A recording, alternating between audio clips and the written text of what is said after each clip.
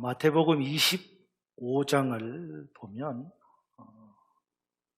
여러분들도 잘 아는 달란트 비유가 나옵니다. 거기를 보면 주인이 세 사람의 종들에게 각각 5달란트, 2달란트, 1달란트를 주면서 먼 길을 떠납니다. 그러면서 하는 말이 내가 돌아와서 이제 결산을 할 것이니 이것으로 무엇이든지 잘 해봐라. 그렇게 말을 하고 떠납니다. 그 후 얼마가 지나서 마침내 주인이 돌아와서 결산을 하는데 5달란트 받은 사람과 2달란트 받은 사람은 그것으로 부지런히 일을 해서 각각이 5달란트, 2달란트를 남겼다고 주인에게 결산 보고를 합니다. 그러나 1달란트를 받은 종은 주인에게서 받은 그 1달란트를 주인에게 그대로 돌려주면서 이렇게 말을 합니다. 주인님, 당신은 엄격한 분임을 내가 알고 있습니다. 당신은 심지 않은 데서 거두는 분이고 해치지 않은 데서 모으는 분인 줄로 내가 알고 있습니다. 그래서 나는 당신이 주신 1달란트를 땅에 감추어 두었다가 이제 당신에게 그대로 돌려드립니다. 이제 당신의 것을 받아주십시오. 이렇게 말을 하면서 주인에게 받은 그 1달란트를 땅에 묻어두었다가 그 받은 대로 돌려주었습니다. 이 달란트 비유의 목적은 주님께로부터 받은 것을 가지고 어떻게 해야 하느냐라는 가르침입니다. 그러니까 5달란트, 2달란트 받은 종은 주인에게 받은 것을 가지고 곧바로 나가서 일을 한 것입니다. 장사를 했죠. 그러나 여러분이 아시는 대로 1달란트를 받은 종은 그 받은 것을 땅에 감추어 두었습니다. 다시 말해서 5달란트, 2달란트를 받은 종은 그 받은 것으로 열심히 일을 했지만 1달란트를 받은 종은 그 받은 것으로 아무것도 하지 않고 그저 땅 속에 감추어 두었다는 것입니다.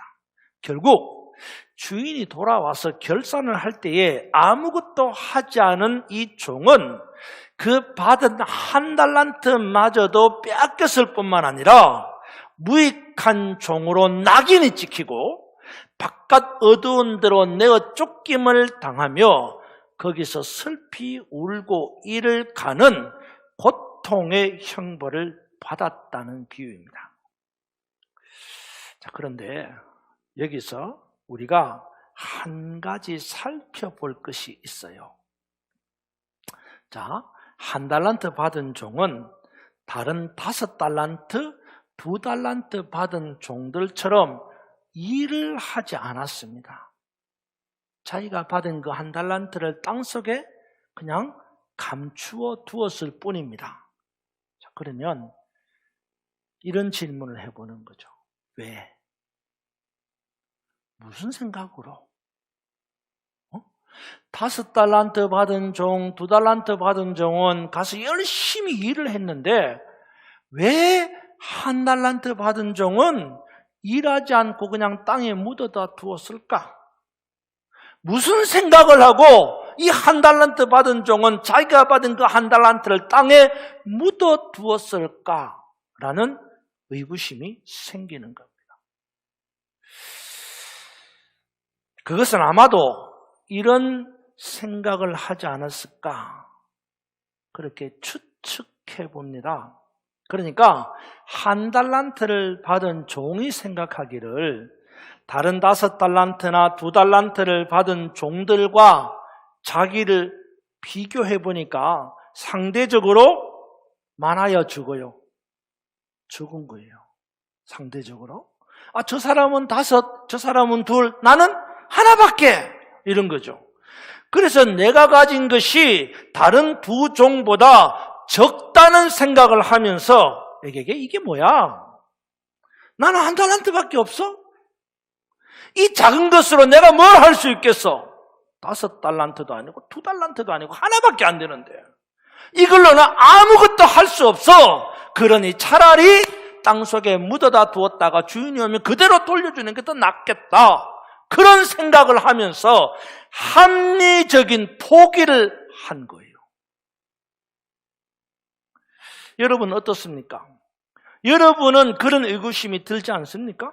만약에 여러분이 1 달란트를 받은 종이라면 여기 이 1 달란트를 받은 종처럼 상대적인 비교를 하면서 내가 가지고 있는 것은 아주 작은 것이기 때문에 내가 이걸 가지고 아무것도 할 수 없다라는 생각을 하면서 합리적인 포기를 하지 않겠느냐 말입니다.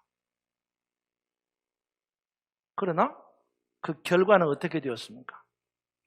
1 달란트 받은 종은 결국 그 있는 것까지도 다 빼앗겨버리고 그리고 바깥 어두운 데 내어 쫓김을 받아서 거기서 슬피 울며 이를 가는 고통의 형벌을 받았다고 말합니다.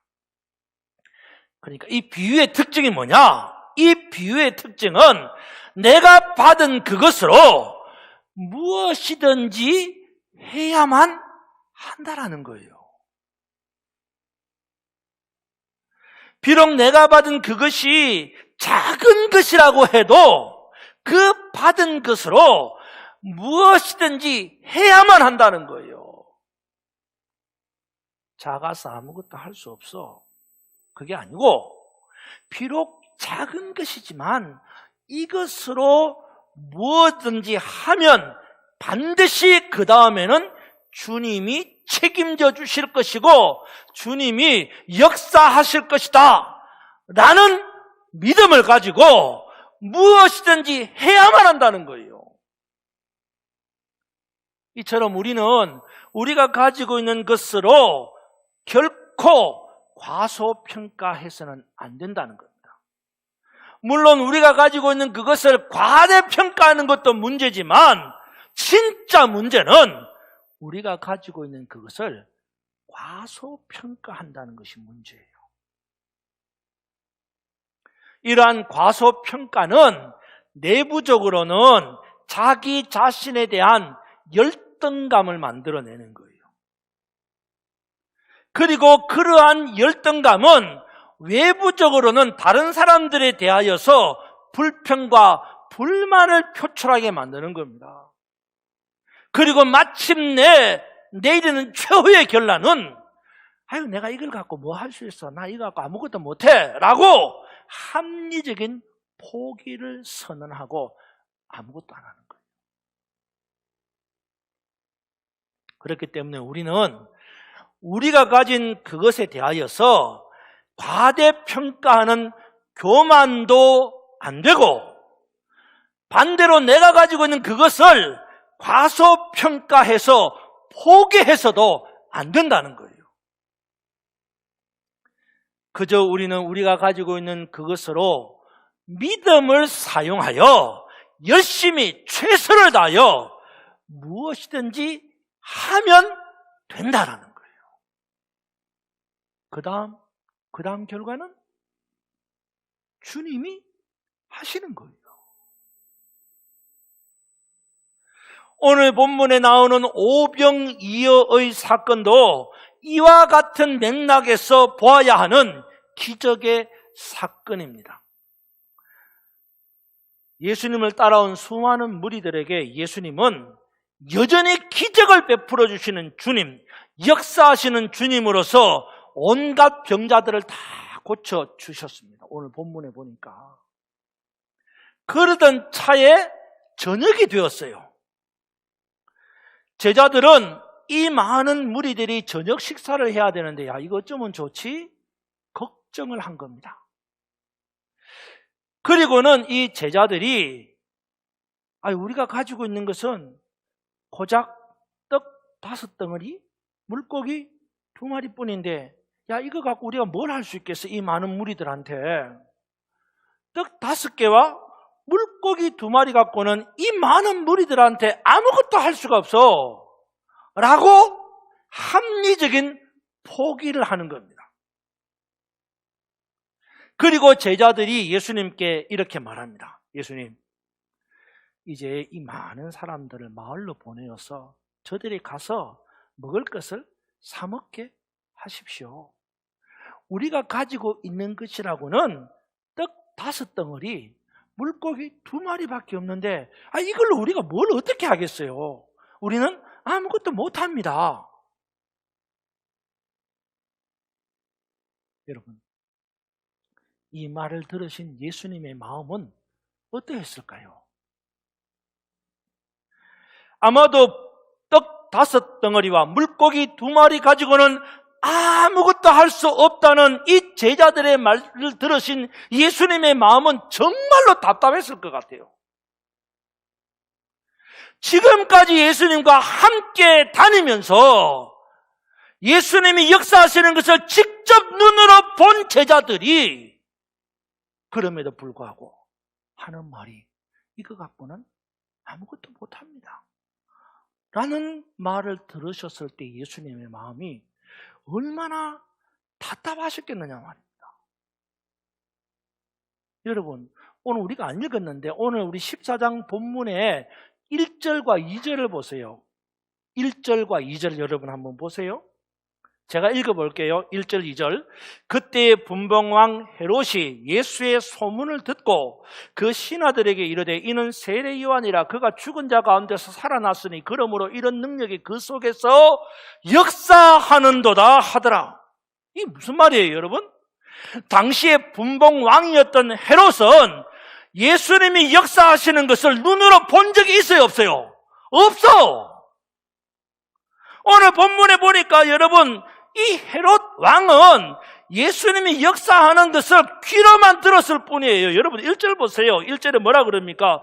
그때 분봉왕 헤롯이 예수의 소문을 들었다는 거죠. 그런데 눈으로 보지도 않았고 단지 귀로만 들었을 뿐인데도 이 헤롯의 고백은 뭐예요? 예수님이 역사하시는, 기적을 베푸시는, 일을 만드시는 분이라고 고백하는 거예요. 이런 능력이 그 속에서 역사하는도다. 누가? 헤롯이 말하는 거예요.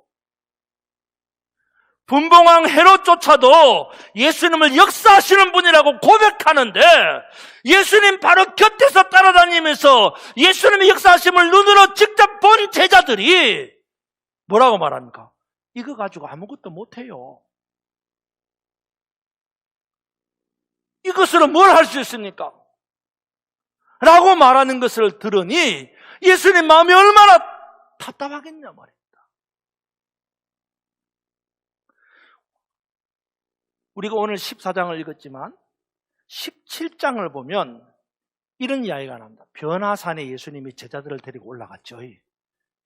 베드로, 안드레와 야고보, 요한 데리고 올라가서 그 변화산에 올라가신 예수님이 변형이 되어가지고 모세도 만나고 엘리야도 만나서 서로 막 이야기하는 것을 제자들이 봤어요.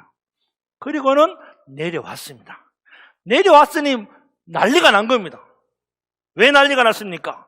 그것은 다름이 아니라 어떤 한 사람이 간질병에 걸린 아들을 제자들에게 데리고 와가지고 고쳐달라고 했습니다. 그런데 문제가 생겼습니다. 제자들이 못 고치는 거예요. 그때 예수님이 이렇게 말씀합니다. 본문을 보면 이렇게 말해요. 믿음이 없고 패역한 세례여, 내가 얼마나 너희와 함께 있으며 얼마나 너희를 참으리요. 예수님께서 이렇게 말씀하신 이후에 그 간질병 걸린 아들을 고쳐주셨습니다. 그런데 이번에는 제자들이 이렇게 묻는 겁니다. 예수님, 우리는 어째서 못 고쳤습니까? 이렇게 물어보는 거예요. 그때 예수님이 이렇게 말씀하십니다. 너희의 믿음이 작은 까닭이다.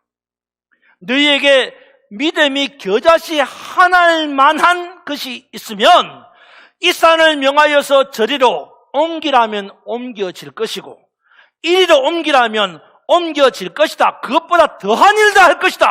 그렇게 말씀하셨어요. 자, 여기서 우리가 궁금한 게 하나 있어요. 제가 오늘 우리 교육자들한테도 물어봤는데, 그건 다름이 아니라 어떤 한 사람이 간질병에 걸린 아들을 제자들에게 데려와서 고쳐달라고 했잖아요.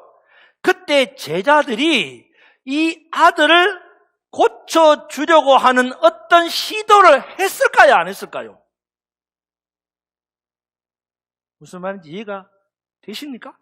간질병 걸린 아들을 사람이 데리고 와서 제자들에게 고쳐달라고 했을 때 제자들이 이 아들을 고쳐주려고 악귀야 물러갈지어다! 아니면 손을 안수를 하면서 병이 나을지어다! 뭔가 했을 것 같아요? 안 했을 것 같아요?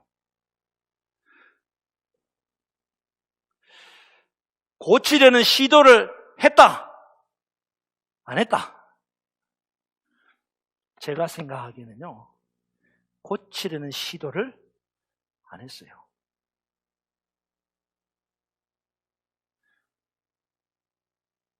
우리 일반적으로 했다고 많이 들었잖아요. 저도 그렇게 설교도 했어요. 근데 말씀 준비하면서 가만히 묵상해 보니까요, 안 한 것 같아요. 성경에 안 나와 있지만. 왜냐? 여러분 보세요. 예수님은 뭐라고 말씀합니까? 이렇게 말합니다. 너희에게 믿음이 겨자씨 하나만큼만 한 것이 있어도 이 산을 명하여 여기서 저기로 옮기라 하면 옮겨질 것이고 또 그것보다도 더한 것도 한다 그랬어요. 이것은 제자들이 믿음이 없어서 아무것도 하지 않았다는 말이에요. 자, 보세요. 우리들은 지금까지 막연하게 이런 생각을 했습니다. 아마도 제자들이 이 아들을 고쳐주려고 뭔가를 했어요. 했는데 뭐가 없어서? 믿음이 없으니까 못 고쳤다는 거예요. 우리는 막연하게 그런 생각을 했습니다. 그런데 여러분 정말로 그러냐 이거죠. 정말로 제자들이 이 아이를 고치기 위해서 뭔가를 했는데 믿음이 없어가지고 뭔가를 했음에도 불구하고 못 고쳤다는 것입니까? 그렇지 않다는 거죠. 제가 볼 때는. 왜냐? 자, 그럼 보세요. 저는 제자들에게 아직까지 믿음이 없었기 때문에, 제가 생각할 때 제자들이 아직까지 믿음이 없었기 때문에 아예 이 아이를 고치려고 시도도 못한 거예요. 고쳐달라고 왔는데 어떻게 해야 될지 모르는 거예요. 어떻게 해야 될지 몰라요. 여러분, 믿음이 없는데 뭘 하겠어요? 믿음이 없는데 뭘 하겠습니까? 겨자씨 하나만한 믿음이라도 있으면 뭔가를 해보려고 하겠죠. 그런데 제자들에게는 겨자씨 하나만한 믿음도 없어. 믿음이 없는데 뭘 하겠어요? 믿음이 없으면 아무것도 못해요. 안 해요. 여러분, 이렇게 한번 생각해 봅시다. 우리가 지금까지 생각한 대로 제자들이 뭔가를 해 보았다면, 이 아이를 고치기 위해서 제자들이 뭔가를 해 보았다면, 그 뭔가를 해 보았던 제자들의 마음속에 믿음이 있었어요, 없었어요? 예를 들면 그 아이를 고치기 위해서 기도를 했다든지, 그 아이를 고치기 위해서 축사를 했다든지, 이렇게 하는 제자들의 마음에 믿음이 있었겠어요, 없었겠어요? 믿음이 있었지. 믿음이 있으니까 뭔가를 할 거 아닙니까? 믿음이 있으니까 기도도 하고, 믿음이 있으니까 축사를 하고, 믿음이 있으니까 뭔가를 해보려고 했겠죠. 그렇지 않겠어요? 그게 겨자씨 하나만한 믿음이든지 돌무만한 믿음이든지 뭔가가 하여튼 있었을 거 아니에요. 있으니까 하지. 그런데 예수님은 뭐라 그랬어요? 믿음이 없다 했어요. 믿음이 없으니까 안 한 거지.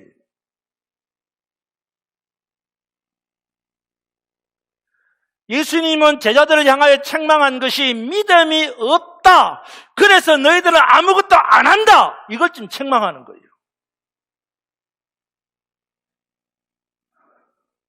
정말로 겨자씨 하나만한 믿음이라도 있었으면 뭘 해봐도 해보려고 했을 것이라는 거예요. 아무것도 안 하는 거예요. 왜? 믿음이 없으니까. 정작 제자들의 문제는 겨자씨 하나만한 믿음도 없었다는 겁니다. 그래서 아예 시도조차도 안 한다는 거죠. 그래서 예수님께서는 고치려는 시도조차도 하지 않는 것을 보고 너희의 믿음이라고 하는 것이 시도조차도 안 하는 믿음이구나. 그건 믿음이 아니야. 너희에게 겨자씨 하나를 만한 믿음이라도 있으면 시도라도 할 거야. 그래서 너희가 시도하면 그 다음에는 내가 역사하는 거야 라고 가르치시는 거예요. 다시 오늘 본문으로 돌아와서 예수님과 함께 있던 제자들이 떡 5개와 물고기 2마리를 가지고 있었습니다. 그러나 제자들은 이것을 가지고는 아무것도 할 수 없다고 생각하는 거예요. 그래서 사람들을 마을로 보내어서 저들이 먹을 것을 사 먹게 하자고 믿음 없는 생각을 하는 겁니다. 이런 제자들에게 예수님은 말씀합니다. 갈 것 없다. 너희가 먹을 것을 주라는 거예요. 갈 것 없어. 네가 줘. 예수님은 이미 알고 계셨습니다. 제자들에게 떡 5개와 물고기 2마리가 있다는 것을 이미 알고 계셨어요. 그런데도 그것을 가지고 아무것도 할 수 없다고 생각하는 이 제자들의 믿음을 보시고 제발 좀 믿음으로 행해봐. 너에게 있다는 그것으로 나를 믿고 믿음으로 좀 해봐. 그러면 그 다음에는 내가 역사할 거야. 그 다음은 내가 책임질게. 이걸 예수님이 가르쳐주고 싶은 거예요. 그래서 갈 것 없다. 너희가 가지고 있는 그것으로 너희가 나누어 주어라.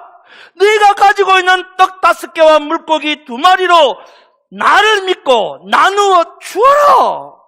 아니, 분봉왕 헤롯도 내가 역사하는 예수로 고백하는데 너희는 지금까지 나를 따라다니면서도 내가 하는 그 많은 역사를 보고도 아직도 내가 역사하는 예수라고 믿으시지 않냐? 내가 가지고 있는 그것이 작다고만 말하지 말고 그 작은 것을 가지고 해. 그 다음엔 내가 책임질게. 내가 역사할게. 내가 기적을 일으킬게. 사랑하는 여러분, 지금 여러분 어떻습니까? 코로나19 시대를 살고 있는 여러분에게는 과연 어떤 믿음이 있습니까? 겨자씨 하나일 만한 믿음이 있습니까? 그렇다면 여러분은 지금 가지고 있는 겨자씨 하나일 만한 그 믿음으로 지금 여러분이 가지고 있는 그 아주 작은 그 어떤 것을 가지고 뭔가를 해야만 합니다. 비록 여러분이 가지고 있는 그것이 아주 작은 것이라고 해도 그 작은 것을 가지고 믿음으로 무엇이든지 해야만 한다는 말씀입니다. 하지만 우리는 믿음이 있다고 하면서도 아무것도 하지 않으려고 합니다. 내가 가지고 있는 것이 너무 작았어. 야, 이 작은 것으로 내가 뭘 할 수 있겠어? 저 사람은 나보다 훨씬 더 많이 가지고 있어서 뭘 해도 다 잘할 수 있지만 나는 저 사람보다도 너무 가진 게 없어. 나는 저 사람보다도 너무 작은 것밖에 없어. 이 작은 것을 가지고 내가 뭘 할 수 있겠어? 이 작은 것으로는 아무것도 못해. 이렇게 말하면서 합리적인 포기를 하고 아무것도 하지 않으려고 한다면 과연 그런 여러분에게서 믿음이라는 것을 찾아볼 수 있느냐 이 말이에요. 예수님께서 하신 말씀처럼 이 믿음이 없고 패역한 세대여, 내가 얼마나 너희와 함께 있어야 너희가 내가 역사하는 예수라고 믿겠느냐?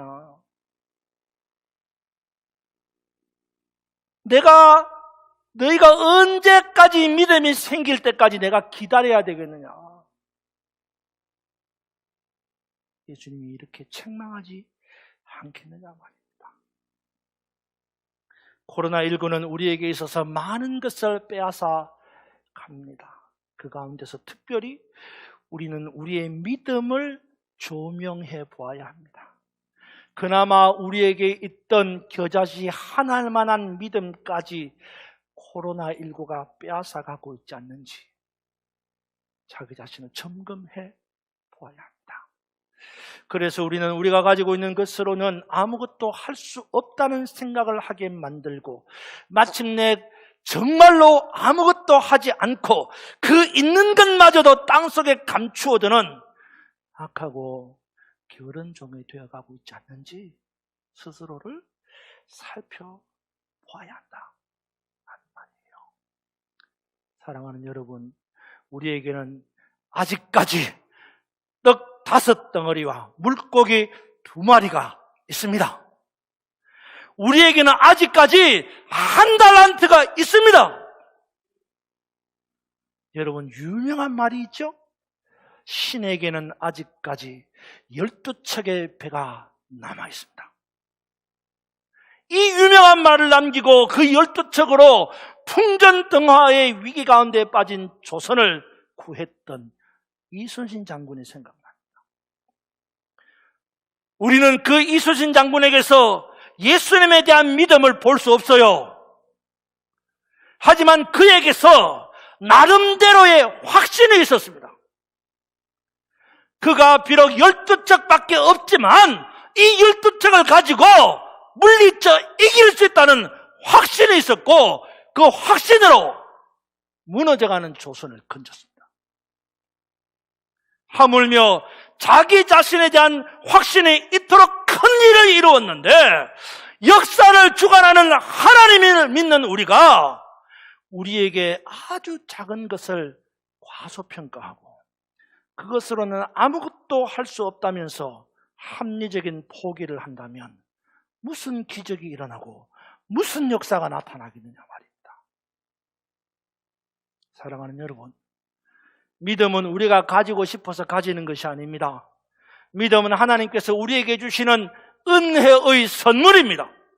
그러기에 우리는 크든 작든 누구나가 모든 사람이 다 은혜의 선물을 믿음을 가지고 있어요. 이제 그 믿음으로 무엇이든지 하기만 하면 된다는 것입니다. 비록 여러분이 가지고 있는 것이 터무니없이 작고 비록 여러분이 가지고 있는 것이 형편없이 보잘것없다고 해도 믿음으로 행하기만 하면 그 뒤에 역사하시는 주님 까닭에 놀라운 기적이 일어날 줄로 믿습니다. 우리에게는 떡 5개와 물고기 2마리가 있습니다. 이제 그것을 가지고 너희가 먹을 것을 주라고 하시는 주님의 음성을 들어야 합니다. 안타까운 것은 우리가 가지고 있는 떡 5개와 물고기 2마리를 사용하지 않으려고 하는 것입니다. 어쩌면 그걸 다 주고 나면 날 뭐 먹지? 그런 걱정 때문에 떡 5개와 물고기 2마리를 사용하지 않으려고 하는지도 모르겠습니다. 아니면 배고픈 것은 배고픈 사람들이 자기가 직접 해결해야지 내가 왜 해결해? 라는 생각으로 다른 배고픈 사람들을 불쌍히 여기는 마음이 없어서 그러는 것인지도 모르겠습니다. 예수님은 오늘 베스테다 들녘에서 오병이어의 기적을 일으키면서 우리에게 말씀합니다. 코로나19 시대를 살아가는 내 백성들아, 코로나19로 인하여 힘들어하고 아파하는 이 사람들을 불쌍히 여기는 마음을 가져라. 그리고 너희가 가지고 있는 그 아주 작은 것을 사용하여서 섬겨라. 갈 것 없다. 너희가 먹을 것을 줘. 갈 것 없다. 너희가 먹을 것을 나누어 줘. 너희가 가지고 있는 그것이 너무 작아서 아무것도 할 수 없다고 말하지 말고 비록 그 1달란트 뿐이라고 할지라도 비록 보리떡 5개와 물고기 2마리 뿐이라고 할지라도 믿음으로 그것을 사용하여 무엇이든지 시도해봐. 이렇게 말씀하시는 주님의 말씀을 듣고 실제로 무엇이든지 행하는 여러분들이 되시기를 주님의 이름으로 축원합니다. 그래서 그렇게 믿음으로 행하는 우리의 행함 뒤에 오병이어의 기적으로 역사하시는 주님을 경험하는 복된 성도들이 되시기를 주님의 이름으로 축원합니다. 기도하겠습니다. 하나님 아버지, 오늘 마태복음 14장 말씀을 함께 상고하며 갈 것 없다 너희가 먹을 것을 주라고 말씀하시는 주님의 음성을 듣습니다. 우리는 우리가 가지고 있는 것이 떡 5개와 물고기 2마리 뿐이어서 이것으로서는 아무것도 할 수 없다는 합리적인 포기를 하고 아무것도 하지 않으려고 했는데, 오늘 우리 주님이 말씀하시기를 너에게 겨자씨 한 알만한 믿음이 있으면 떡 5개로도 충분하다, 물고기 2마리로도 충분하다, 너희가 믿음으로 행하기만 하면 내가 그 뒤를 책임질 것이다, 이렇게 말씀하시는 주님의 음성을 듣게 하여 주시고, 우리도 이제 나아가 코로나19 시대를 살아가는 많은 사람들을 바라보며 그들의 힘듦과 아픔을 돌보아주는, 우리가 내 것을 내어 그들을 섬김으로 말미암아 정말로 이 시대에 오병이의 역사가 일어나는 놀라운 기적을 체험하는 복된 성도들이 되게 하여 주시옵소서. 사랑하는 성도들의 삶의 현장을 주님이 친히 돌아보시고 우리의 이 힘든 것도 하나님이 역사하시고 바꾸어 주시는 분인 줄로 분명히 믿게 하여 주시고, 그 믿음으로 주님 앞에 기도하며 나아가 우리의 힘들고 어려운 것까지도 풀어지는 놀라운 축복이 있게 하여 주시옵소서. 예수님의 이름으로 기도하옵나이다. 아멘.